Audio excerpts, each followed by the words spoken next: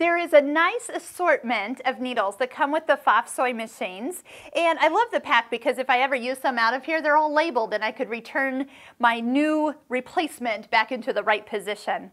So we do have a ton of videos on needles, and if you look right up here in this top corner, see that little lowercase I? If anything pops out of that corner, that is a link to one of our other videos that will help explain a little bit more. So we're going to link over to the playlist of all of our needle videos that we have done and let you kind of get more familiar with different kinds of needles, and such as like what is a stretch needle, and what is a wing needle. You actually get a wing needle with your machine. It's actually a really big needle, by the way. It's like a sword, makes holes in your fabric for heirloom stitching, or if you ever want to put the little holes on the edge of a flannel blanket for crocheting, you use a wing needle. And look, it's one that came with your machine.